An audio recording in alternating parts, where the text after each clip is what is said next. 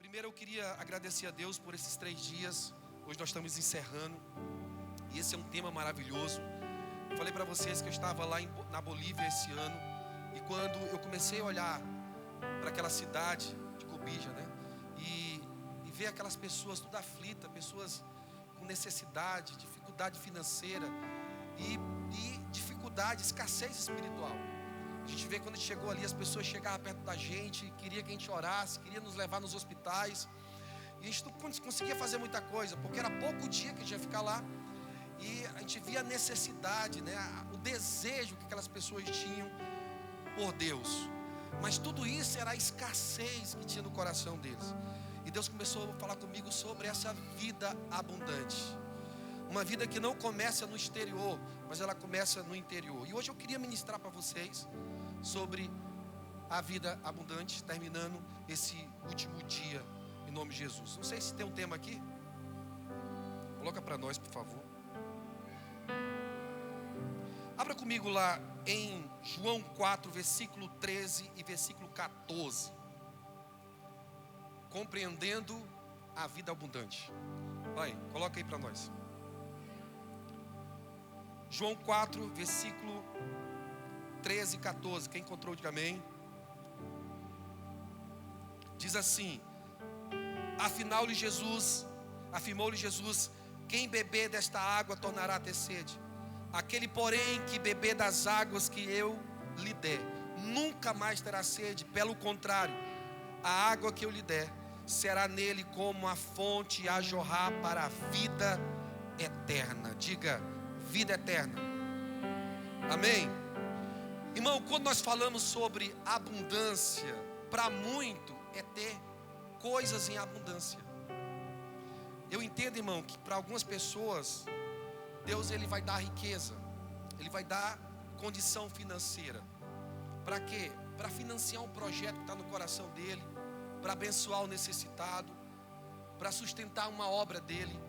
Então eu acredito que Deus ele dá riqueza para algumas pessoas. A gente até fala que algumas pessoas recebem a unção de rei e outras recebem a unção de profeta. Quem é que tem a unção de profeta? É aquele que vive para a obra, que é aquele que prega o evangelho e é sustentado por aquele que tem a unção de rei. Deus sempre vai usar esses 2 tipos de unção. E nós sabemos que Deus ele vai dar riqueza. Só que na ótica de Deus, a abundância não é como a ótica do homem carnal. A abundância no homem carnal é ter. Quanto mais ele tem, mais ele quer.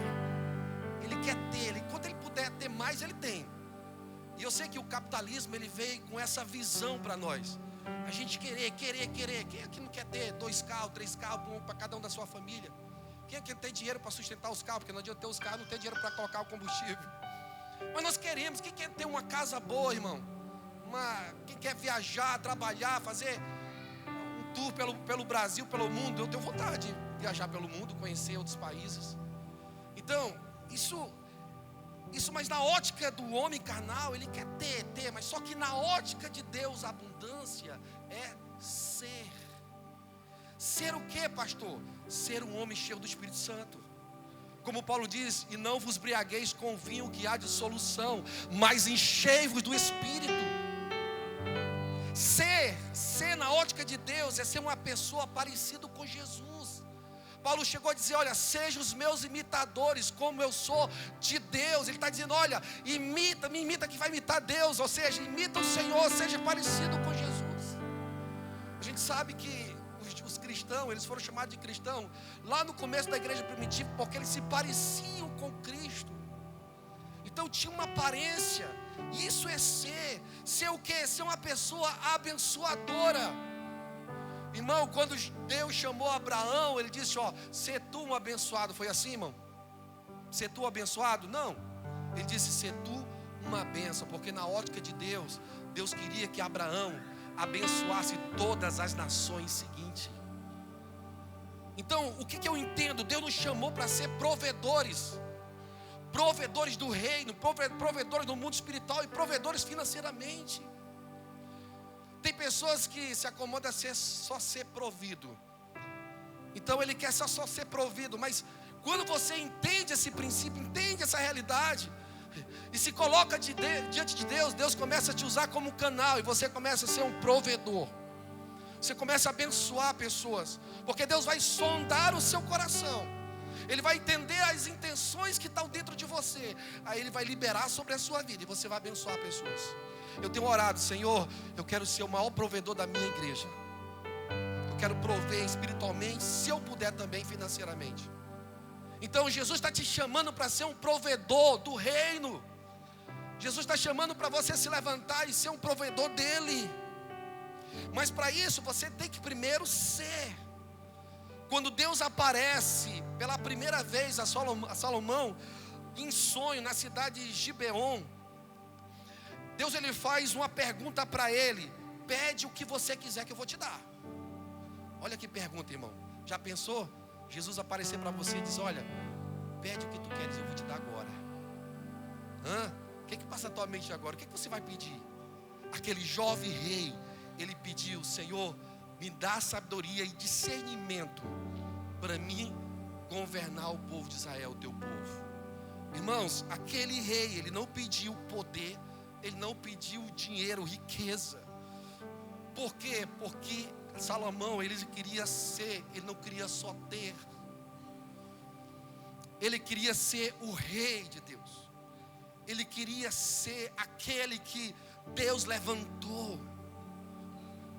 Então, por ele fazer essa atitude de querer ser, Deus se agradou dele, e o seu reino se tornou o reino mais rico de toda a história de Israel.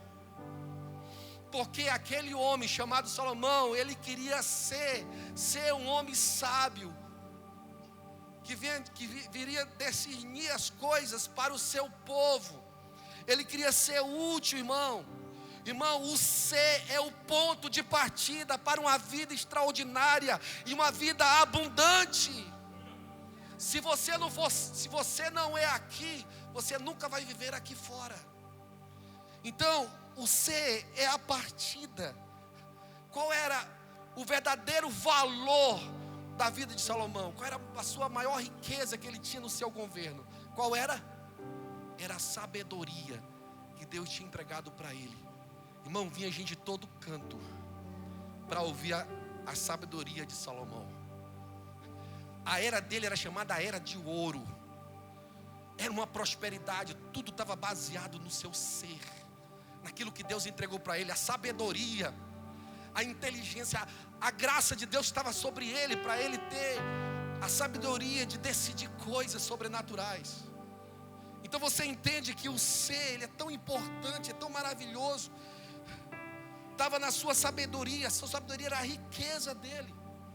E lá em Mateus 6, versículo 19, versículo 1, Jesus fala de um tesouro que devemos acumular no céu, aonde traça e ferrugem não corrói, aonde ladrão não rouba. E que riqueza é essas? Essa riqueza são valores espirituais que regem a nossa vida. São valores que vão guardar a sua vida, a sua caminhada. Valores que vão valorizar você por completo, não só o exterior. No mundo você vale o que você tem, não é assim, irmão? Se você tem alguma coisa, aonde você chega, você é respeitado. Mas quem entende o seu ser em Deus, aonde ele chega, o inferno, o céu respeita ele. Aí eu te pergunto, você quer ser respeitado diante dos homens ou respeitado diante do céu de Deus? Porque o respeito diante do céu e de Deus, com o tempo, todos que estão diante de você vão entender que você é a autoridade de Deus. Deus vai honrar o nosso nome. Deus vai mudar a nossa história. Mas tudo por quê? Porque você quer ser. E esse tesouro você tem que conquistar. Eu conheço pessoas que são tão pobres que a única coisa que tem é dinheiro. E se o dinheiro acabar, acabou a paz, acabou a alegria, acabou a vida, não sobra mais nada. Não sobra nada para contar a história. Tudo que ele tem é o dinheiro, ele é tão pobre. Por quê? Porque são pobres de espírito, pobres de coisas eternas, pobres dos valores de Deus. É como o jovem rico lá de Mateus, lá Lucas 18, 16, que era rico por fora, mas pobre por dentro. Irmão, essa história nos ensina algumas coisas. Eu aprendo algumas coisas com a história do jovem rico. A primeira, o problema dele não era a riqueza, porque Abraão era rico, Jacó foi rico, Davi foi muito rico, Salomão, como a gente falou, foi muito rico. José de Arimateia, que cedeu o local para colocar o corpo de Jesus, que era um cara influente no Sinédrio, aonde era ali o tribunal superior do judaísmo. Então assim, era um cara tão envolvente e rico, e era discípulo de Jesus oculto. Então não é sobre o dinheiro. O problema dele, do jovem rico, não era sobre descrença, irmão. Não é que ele não acreditava em Jesus, não, ele acreditava, ele disse, bom mestre. E outra coisa, ele queria ser salvo, porque ele disse, olha, o que eu faço para ter a vida eterna? Então ele sabia que Jesus poderia dar salvação para ele, ensinar a salvação para ele. Então não era descrença, irmão. Ele acreditava, como tem muita gente que acredita. A Bíblia fala que o diabo crê. Até o diabo crê. Então as pessoas acreditam, as pessoas elas sabem que Jesus é Jesus. Mas uma coisa é você querer ser salvo, uma coisa é você entender que é Jesus, outra coisa é você decidir servir Ele de verdade. Isso aqui é uma realidade. Às vezes nós queremos as bênçãos de Deus, nós queremos a vontade, nós queremos ir para o céu, mas nós não queremos fazer a nossa parte, não queremos pagar um preço, queremos estar com Jesus. Amém? O problema dele não era seguir os mandamentos, um rito religioso, porque a Bíblia diz que Jesus disse, olha, tu conheces o mandamento? Ele disse, o mandamento, Jesus disse, olha, não roubais, não mentis, não adulterais, não falar falso testemunho, honra teu pai e tua mãe. O que ele falou para Jesus? Tudo isso eu tenho observado desde a minha infância. Ele obedeceu a regra, ele conhecia tudo aquilo ali, tudo aquilo ele observava desde a sua infância, irmão. Tem gente que religiosamente é fácil de cumprir um rito. Tem gente que consegue congregar todo dia. Tem gente que, assim como a Camila, dá o dízimo todo mês. E não é difícil para ela, porque isso já está no coração dela. Mas irmão, tem gente que só tem isso. Tem gente que segue os ritos da igreja, os mandamentos da igreja, mas não conhece o Deus da igreja. Tudo que ela tem são serviços e rituais. Tudo que ela possui é isso. E eu vou dizer uma coisa para você, não existe pessoas que é crente desde criança, porque ele falou aqui, ó, e tudo isso eu observo desde a minha juventude. Não tem aquela pessoa, não, pastor, eu sou crente desde criança. Não existe isso. O que existe é você crescer dentro da igreja e depois ter uma experiência com o Espírito Santo e mudar a sua história.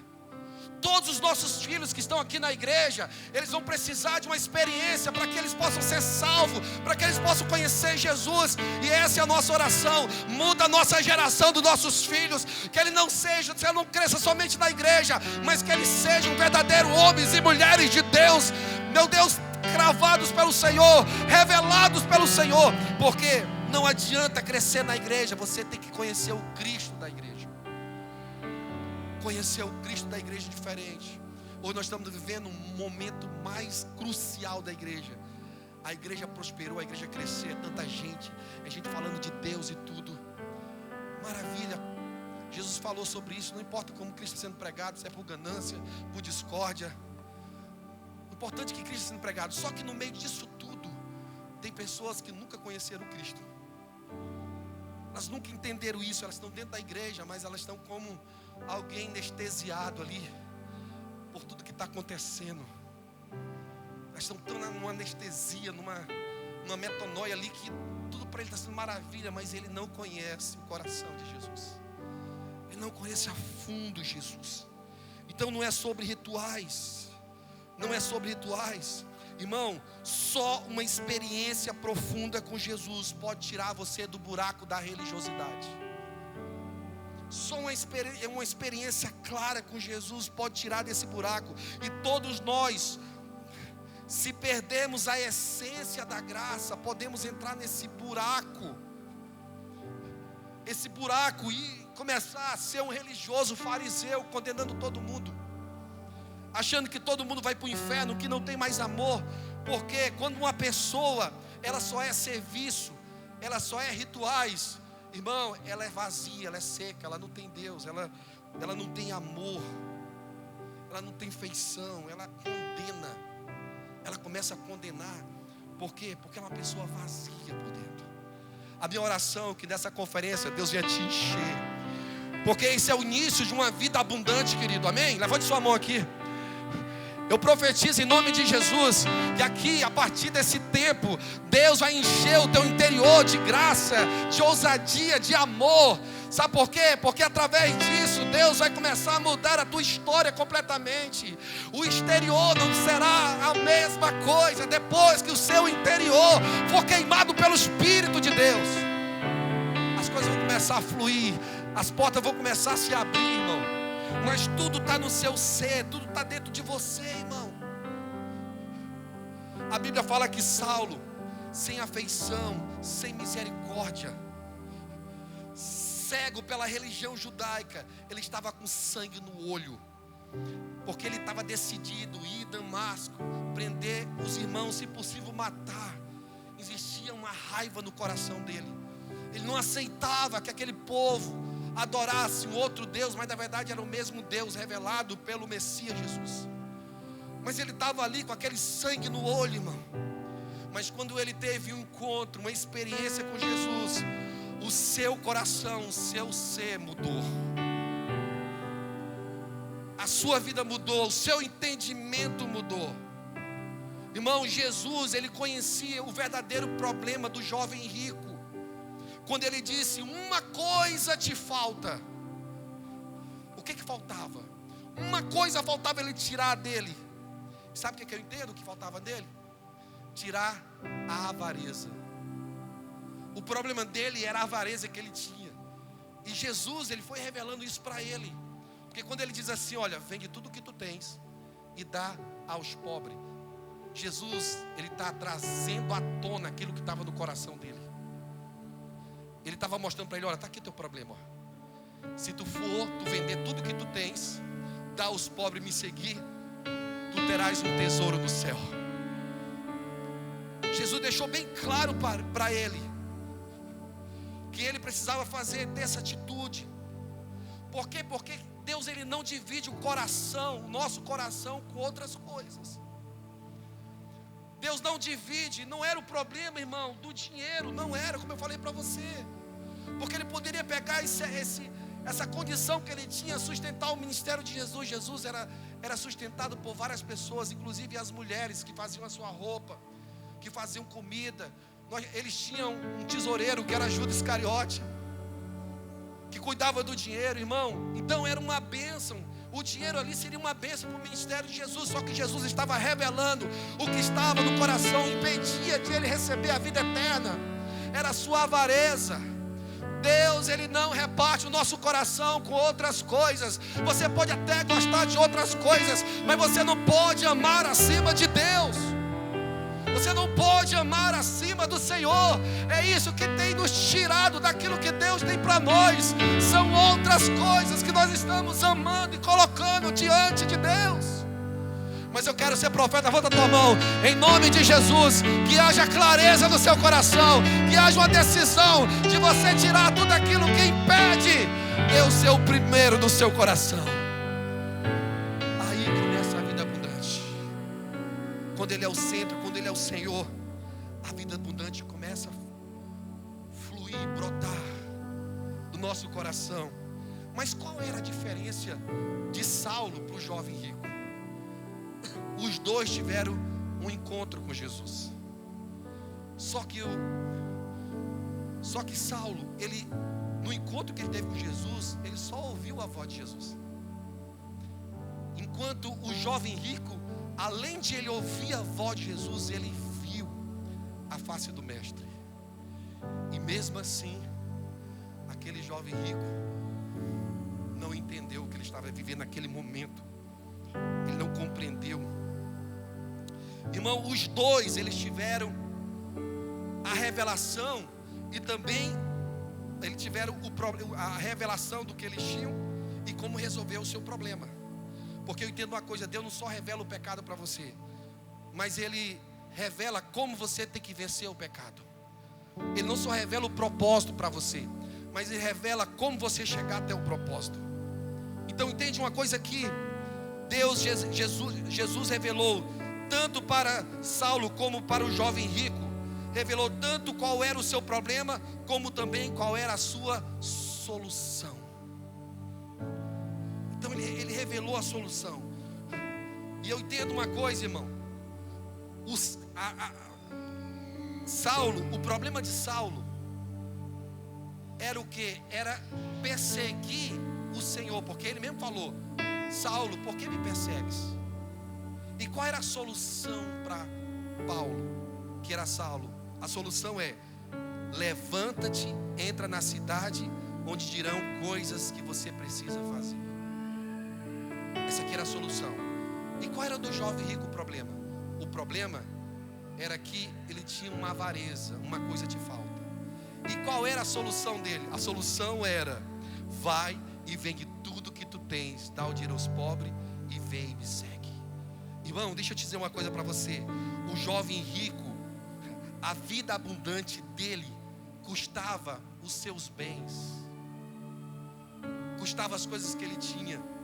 Mas a vida abundante para Paulo, que era Saulo, custava a sua reputação diante dos homens. Para um custava a sua descida de classe.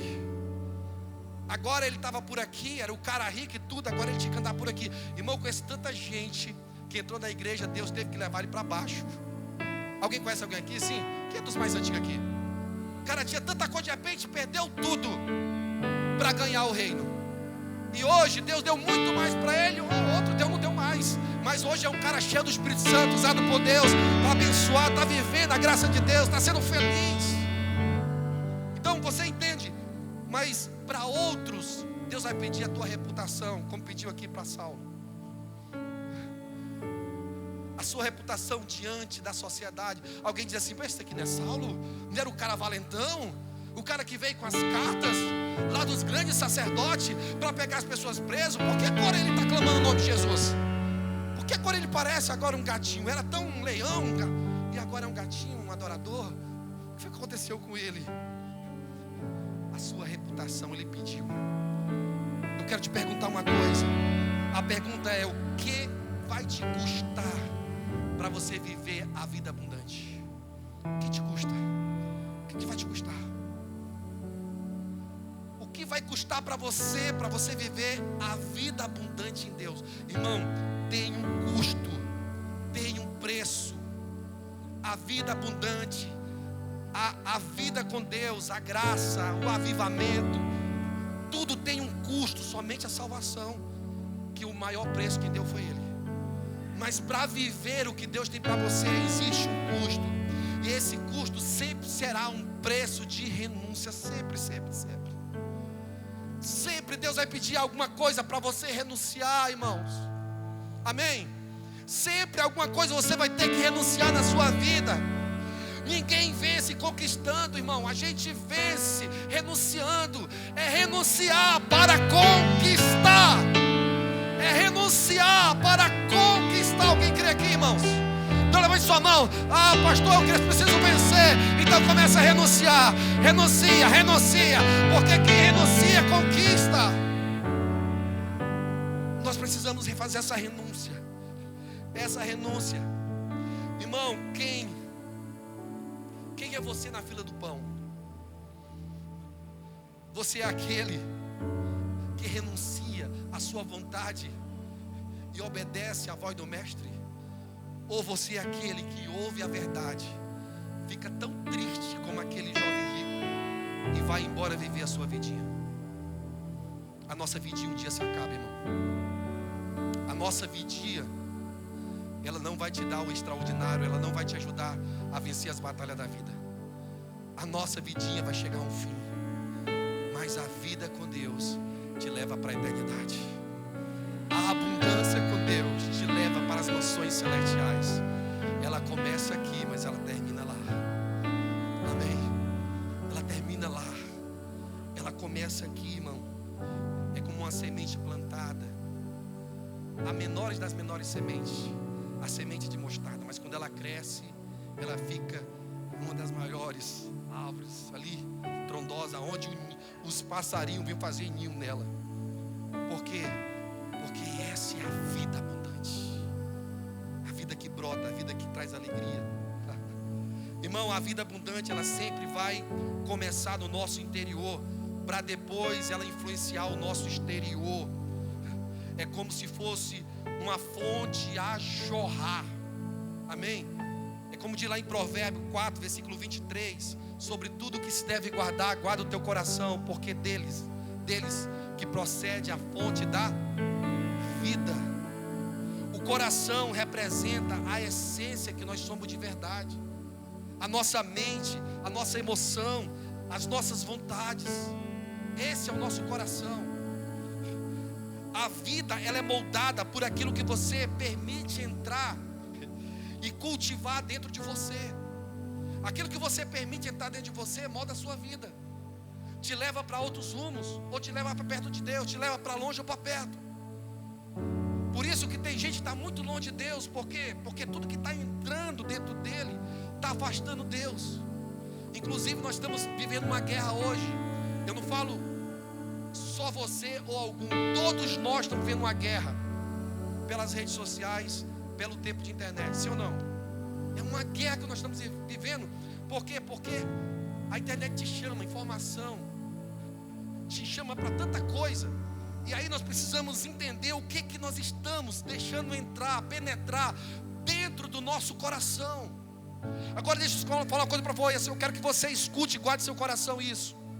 O nosso coração, o nosso interior é a nossa primeira responsabilidade para guardá-lo. Se tem uma coisa que você tem que guardar, não é os seus bens com medo de alguém roubar, não é isso. O que você tem que guardar de verdade está aqui, ó, onde está todas as riquezas, aonde flui, aonde tem a fonte da vida. Pastor, como é que eu guardo o meu coração? Tem uma palavra que o profeta Oséias, usado por Deus, lá em Oséias 4:6, ele diz, quando ele fala: o meu povo perece porque lhe falta o conhecimento. Só que em outra tradução diz: o meu povo, ele perece porque lhe falta o entendimento de quem eu sou. Aqui clareia mais para nós, né, pastor Leandro? Aqui clareia. Por quê, irmão? Conhecimento sem entendimento é acúmulo de informações, é acúmulo de dados, é de fatos. Agora, entendimento é a capacidade de assimilar, de interpretar, de conectar com a informação, que é o conhecimento. Por isso nós precisamos do entendimento. É o entendimento que faz a diferença, irmão. Se você não tem o entendimento, você não vai conseguir viver aquilo que Deus tem para você. O conhecimento, ele é a base. Olha agora, entenda uma coisa: todo entendimento, ele precisa do conhecimento, mas nem todo conhecimento vai precisar do entendimento. Nem todo entendimento tem o conhecimento, nem todo conhecimento tem o entendimento. Ou seja, todo conhecimento, todo entendimento vai precisar do conhecimento. Amém? Todo aquele que tem o entendimento, ele precisa do quê? Diga conhecimento. Mas nem todo aquele que tem conhecimento tem entendimento. Amém? Eu conheço muita gente que são conhecedores, que conhecem muito, mas aquilo nunca realmente jorrou para a sua vida. Aquilo nunca foi uma verdade para a sua vida. Quando você vê uma pessoa pregando, ensinando, e a sua vida não condiz com aquilo que ele prega, irmão, ele nunca teve o entendimento do Evangelho, ele só conhecia o Evangelho. Porque o entendimento, ele guarda o nosso coração. O entendimento, ele nos dá direção, nos leva mais fundo. O conhecimento, com o entendimento das escrituras, ele guarda o nosso coração e nos faz viver a abundância de Deus. O que nós estamos fazendo nesse tempo aqui na conferência é gerar conhecimento, trazendo entendimento para vocês. Por isso que quando a gente entra num ambiente como esse, a gente precisa parar para entender qual é o entendimento que nós estamos recebendo através do conhecimento. Rapaz, na época da minha depressão, eu já falei para você, eu fiquei um louco para estudar a Bíblia. Eu passava o dia todo dentro do ônibus, onde tivesse eu estava lendo a Bíblia. Mas eu lia, tinha tanto conhecimento, conhecia tantas passagens, mas aquilo faltava alguma coisa, eu não conseguia entender o que estava faltando. Mas com o tempo, depois que eu entendi tudo, né, eu compreendi que o que estava faltando era um entendimento daquilo que eu conhecia. E quando eu comecei a ter entendimento da palavra na profundidade, as coisas começaram a mudar dentro de mim. Começou a manifestar uma transformação na minha vida. A minha oração nesse tempo agora, levante sua mão assim, é que Deus não dê só para você o conhecimento, mas que venha o entendimento daquilo que Ele está fazendo e Ele vai fazer na sua vida. Alguém crê aqui, irmão? Alguém pode levantar sua mão? Diga: Senhor, me dá o entendimento da Tua palavra, para que eu possa aplicar na minha vida e viver a vida abundante. Alguém crê aqui, irmãos? Então joga a tua mão, declara ao Senhor, aleluia. O entendimento de Deus está sendo liberado nesses dias. Irmão, existem entendimentos que eu aprendi, que me ajudaram a chegar até aqui, pastor Eliandro. E sem esses entendimentos eu nunca teria chegado até aqui. Por exemplo, o entendimento que eu tive sobre os princípios da fé, que me ajudaram em vários momentos. Quando eu falo princípio da fé, eu falo em você não viver pelo que sente, pensa e vê, mas pelo que crê. Irmão, essas 4 coisas me ajudaram a vencer tanta guerra na minha vida. Por quê? Porque eu entendi que eu não vivia pelo que eu via, nem pelo que eu estava sentindo ou vendo. Então, entendimentos como esse te ajudam a você romper, você ir mais fundo. Eu sei, irmão, que muitos que estão aqui tem muito conhecimento. Tem gente que tem conhecimento, tem gente que está aqui conosco aqui na igreja, que são crentes há muitos anos, que já ouviram muitas histórias da Bíblia, que fizeram escola dominical. Eu sou da escola dominical, eu fui do tempo, que estudaram a palavra, que tem muito conhecimento, mas por falta de entendimento, muita gente está vivendo muito menos daquilo que Jesus conquistou para você. Você entendeu aqui? Gente que está rico de conhecimento, mas por falta de entendimento, estão vivendo muito menos daquilo que Jesus conquistou para nós. E eu não estou falando aqui de salvação, não. Eu estou falando de cumprimento de promessa. Irmão, tem gente que vai ser salvo, que nunca vai viver as promessas de Deus. É isso. Tem gente que vai ser salvo que nunca vai viver. E viver as promessas de Deus é viver a vida abundante na sua totalidade. Porque é para nós. A promessa fala de um lugar rico, de um lugar de cumprimento, lugar de realização. Então a promessa tem esse poder, mas algumas pessoas nunca vão viver. Mas alguém pode dizer: mas pastor, mas Deus prometeu. Ele não é homem para que minta, nem filho do homem para que se arrependa. Não é assim o texto. Mas por que Deus nos faz? Deus não faz, irmão. Deus não fez na vida de Moisés. Moisés não era qualquer pessoa. Moisés era um homem que orava face a face com Deus, e era um homem que, através do Senhor, libertou Israel do Egito. Na verdade, ele era uma tipologia de Jesus. Olha o peso que estava sobre ele. Então, ele representava a vinda de Jesus como Messias, o libertador. Mas aquele homem não entrou, ele não se cumpriu na vida dele a promessa que Deus tinha para ele, que era entrar na terra prometida. Por quê? Porque ele não cuidou do seu interior através do entendimento que ele já tinha. Ele sabia que Deus não tinha o culpado por inocente. Sim ou não? Então ele conhecia tudo, ele sabia o que ele estava fazendo quando ele desobedeceu a Deus e tocou na rocha 2 vezes. Quando Deus mandou ele falar a rocha, ele tinha entendimento do que ele estava fazendo. Ele estava desobedecendo uma ordem direta. Irmão, se tem uma ordem direta, a a gente não pode desobedecer, porque é caixão e vela preta, a ordem direta de Deus, sem dúvida. Por que Satanás não pode se arrepender? Alguém sabe disso? Por que Satanás não pode se arrepender? Porque ele tem plena consciência da verdade. Era impossível ele se arrepender, porque ele conhecia tudo, ele sabia que era o Deus. Então quando Moisés ele toca na rocha, ele sabia, não, eu vou tocar aqui, mas eu vou ser penalizado. Sim ou não? Ele sabia, irmão. Deixa eu te falar, se tu tens uma verdade no seu coração, você tem entendimento sobre ela, não quebre jamais. Por consciência. Por inconsciência a gente pode quebrar, mas por consciência não. Porque quando você quebra, você fere a vontade de Deus. A minha oração, Deus tem misericórdia de nós. Nós não podemos ferir a vontade de Deus. Se você tem conhecimento, você tem que entender que aquilo precisa ser uma verdade para você. Amém, irmãos? Glória a Deus. Quem quer viver as promessas de Deus aí? Diga eu quero. Diga, quem quer? Agora deixa eu falar uma coisa para você, que é um entendimento. Você sabia que a promessa de Deus, ela ofende a nossa realidade? Ela machuca o nosso entendimento. Você pergunta, como assim, pastor? Diga aí. Como assim, pastor? Escute uma coisa. Toda promessa que Deus faz para nós, Ele não fala do nosso presente, Ele sempre está falando do futuro.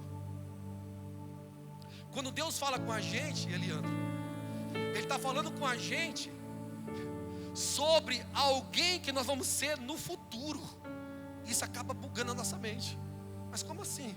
Deus está falando comigo sobre uma coisa hoje, com a minha realidade, de uma coisa que eu vou ser lá no futuro. Como é que eu vou entender isso? Como é que a gente entende isso? Só tem uma escolha: ou você aceita a promessa, ou você vive a sua realidade. Não tem para onde correr. Ou você aceita a sua realidade, ou você vive a promessa. Porque quando Deus faz uma promessa, Ele joga para o futuro. E quando Ele joga para o futuro, você olha para onde? Você olha para o presente, irmão. Porque às vezes você não tem a visão ampla de Deus, às vezes você não consegue compreender. Então você olha para você e diz, meu Deus, mas como? Como eu vou chegar ali? Aí você precisa agir por fé. Mas quando você tem um entendimento, o entendimento vai te transformando e vai fazendo com que você pareça com a promessa. E quando você começa a aparecer mais com a promessa, mais perto da promessa você chega. Você entende? Então Ele vai te moldando até você aparecer. Quando você menos espera, a promessa está bem aqui na sua frente. Por quê? Porque Ele fez um ajuste, foi fazendo. E tudo isso através de entendimento. Ele foi te quebrando, Ele foi te libertando. Você começou como Abrão, o pai exaltado. E aí Ele foi te quebrando, quebrando até você virar Abraão, o pai de multidões, preparado para viver as promessas dEle. Você está entendendo, meu irmão? Eu não sei se você está entendendo, mas Deus, Ele nos está preparando para nós chegarmos mais perto da nossa promessa, para nós aparecer com a nossa promessa. Para quê? Para nós se tornar não mais Abrão, mas Abraão, aquele que viverá a promessa do Pai, do Senhor, o Pai de multidões. Essa era a promessa que Deus tinha para Abraão. Ele foi preparando, até ele chegar pertinho ali. Agora vamos para o texto que nós lemos. Nós lemos uma passagem lá em João 4, versículo 13 e 14. Quem beber destas águas tornará a ter sede, mas aquele, porém, que beber da água que eu lhe der, nunca mais terá sede. Pelo contrário, as águas que eu lhe der, será nele uma fonte a jorrar para a vida eterna. Para quem Jesus está falando isso? Para a mulher samaritana. Irmão, aquela samaritana, ela acordou num dia normal, de rotina. Eu sei que todo mundo hoje teve uma rotina. Nós temos a rotina de segunda a sexta, de sexta a sábado, e tem outra rotina. Às vezes muda um pouquinho a rotina, mas no geral nós vivemos uma rotina diária, sim ou não, irmão?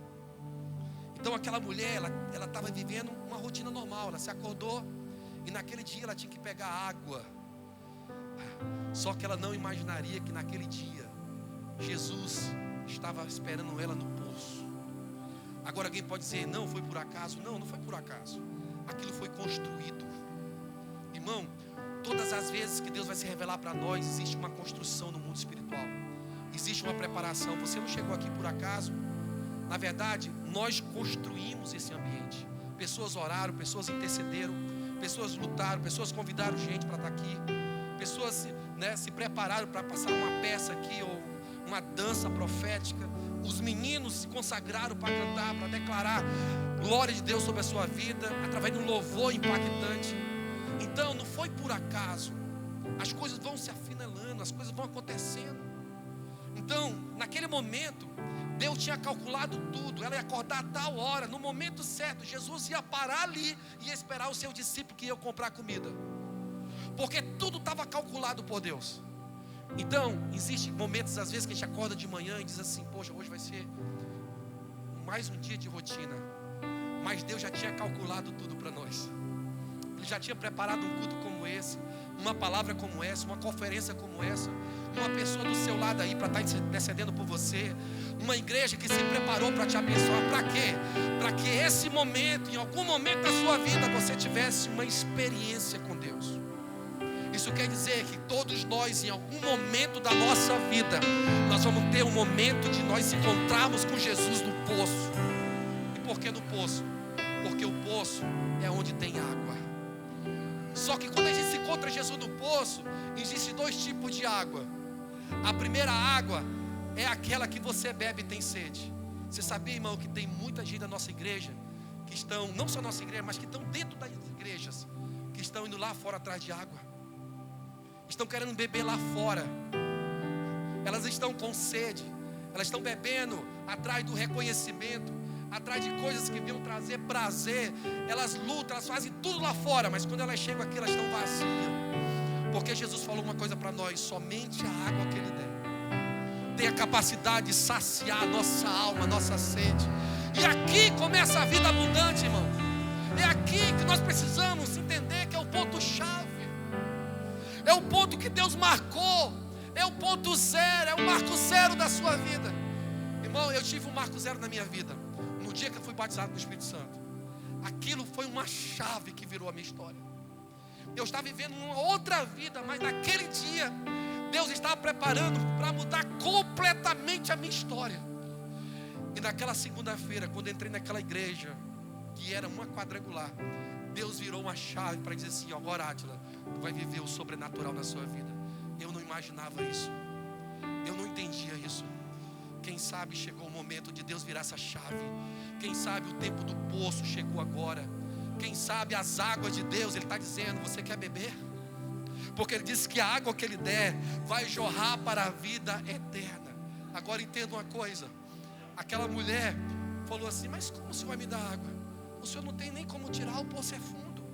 Eu entendo, irmão, que muitas vezes a gente começa a questionar Deus. Deus, por que isso? Por que assim? Por que aquilo? Deus, Ele não liga para isso. Porque às vezes nós, como uma mente inteligente, a gente tem que perguntar. Ela tinha que perguntar. Ele não viu um poço, nada ali. Como é que ele ia tirar água dali? E aí, Deus às vezes Ele precisa que você questione algumas coisas. Para quê? Para que Ele possa revelar o outro nível, a outra etapa. Porque Ele quer te esclarecer. Às vezes nós estamos dizendo: não, eu vou ficar aqui, eu vou sentir, Senhor, pode bater, pode bater. Mas às vezes o que Deus está falando para você, me pergunte. Diga-me a tua dor. Qual é a tua dúvida? Ela disse: Senhor, como é que tu tens? Como é que tu vai me dar água se tu não tem como tirar? Tu não tem nada para tirar água. Então existe uma dúvida. Ela não entendia, mas quando ele começou a falar com ela, e ela começou a entender que ele é um profeta. E ela disse: Senhor, me dá água, então me dá, eu quero beber essa água. Opa, então vai lá e chama teu marido. Aí disse: Senhor, não tenho marido. Opa, disserte bem. Porque você já tivesse 5 e esse que você tem não é dele, não é seu. O que ele está dizendo aqui? Quando Deus Ele quer te dar água, primeiro Ele te descortina. Ele te mostra a tua mazela, irmão. Ele estava escancarando a mazela dela. Para ela, que já tinha uma vida normal, ela já tinha aquilo como algo normal na sua vida. Para ela aquilo não era pecado nenhum. Ela estava vivendo a vida dela.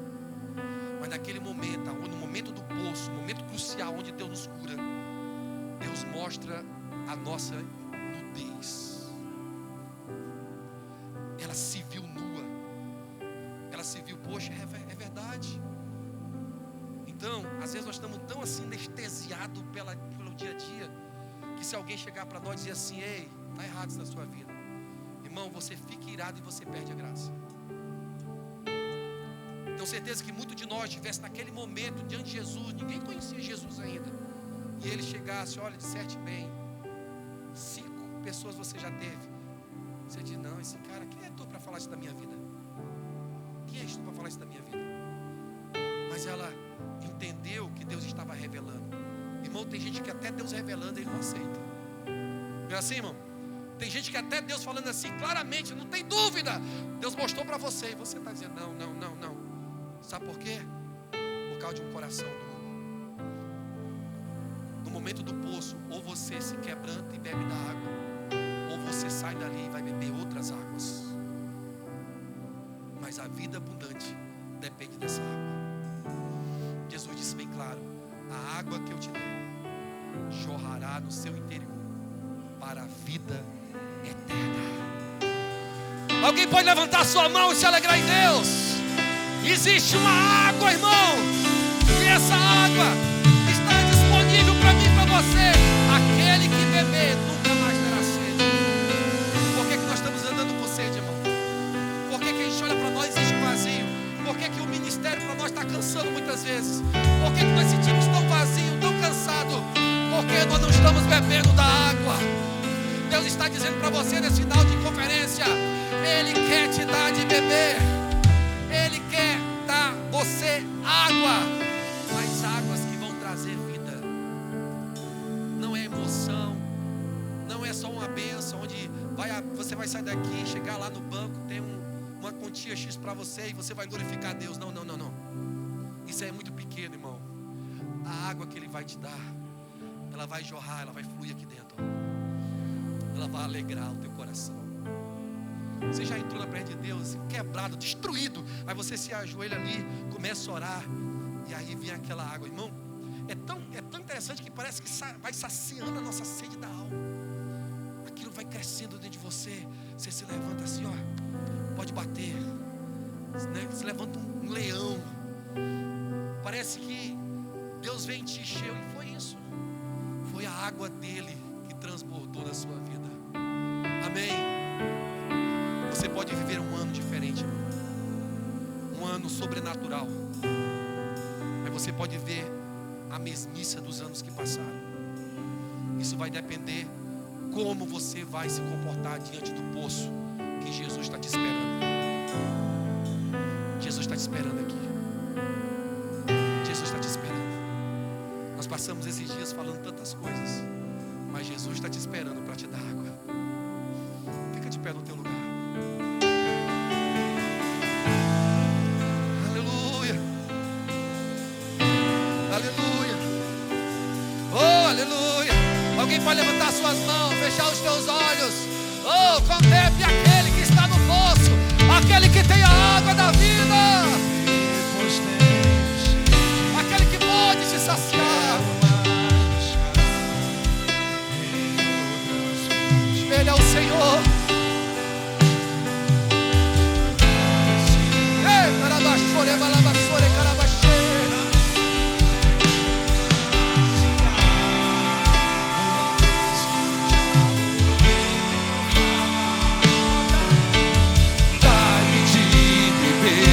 Tenho sede, em outras fontes, Senhor, precisa voltar e a sede saciar.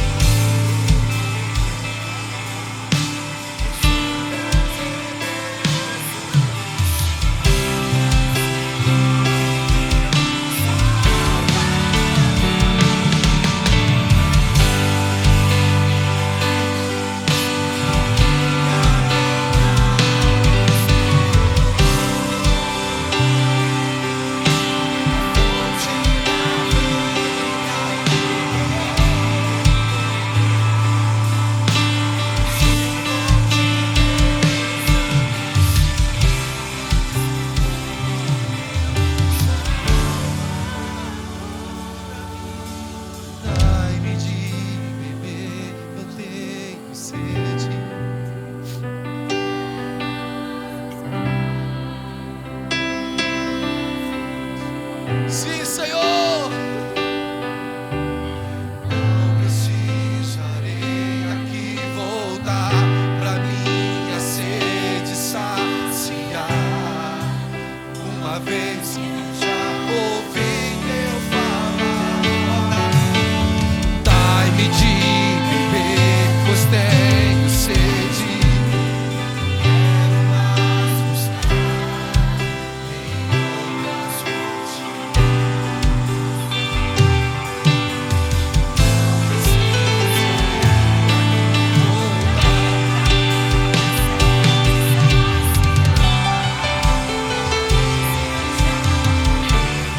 Diga bem alto. Tu és minha alma esperou, fonte da vida me encontrou. Deus, um destino, O quê? Salvador.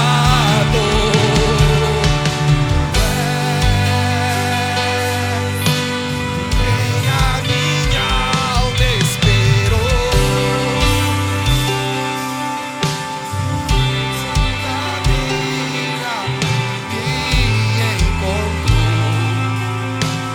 vida me encontrou. Deus, um destino, meu Salvador.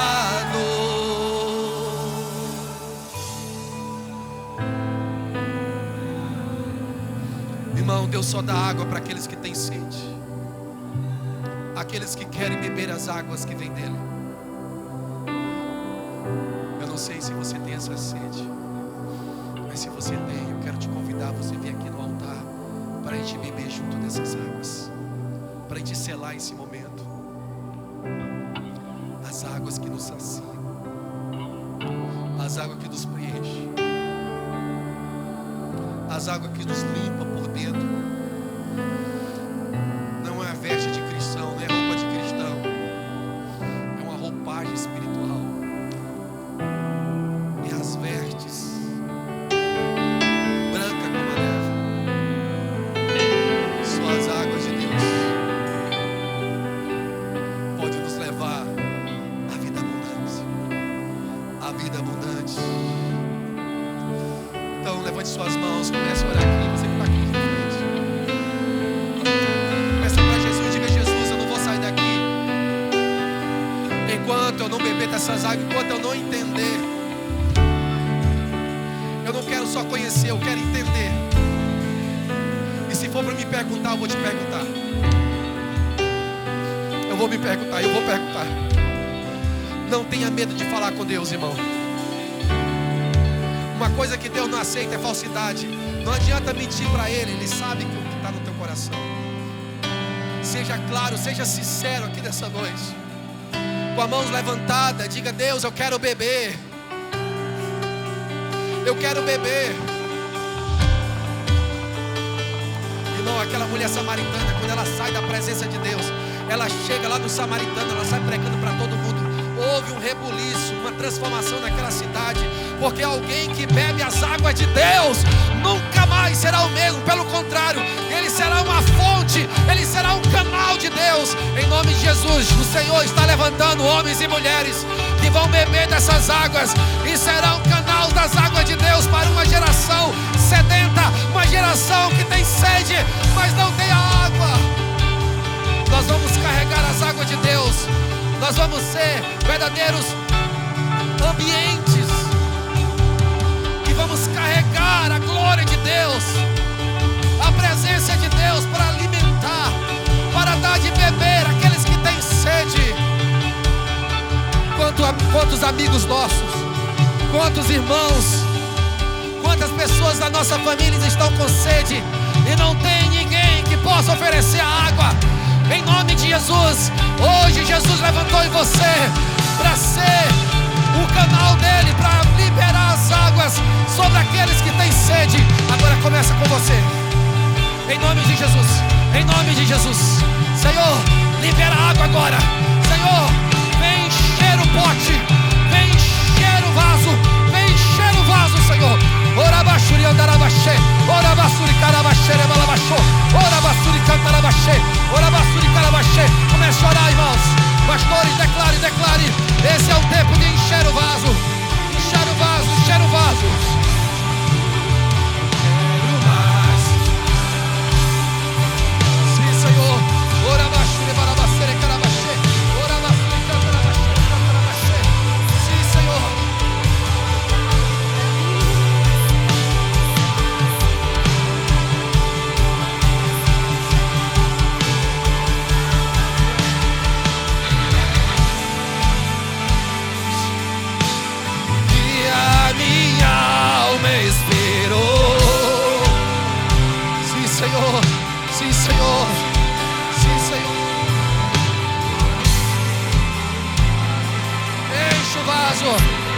Enche o vaso, enche o vaso, enche o vaso, enche o vaso, enche o vaso, o vaso, Senhor, o vaso, transborda, Senhor. Seja um tempo de saciar a alma, só Ele, só Cristo pode saciar a tua alma. Aleluia. Aleluia.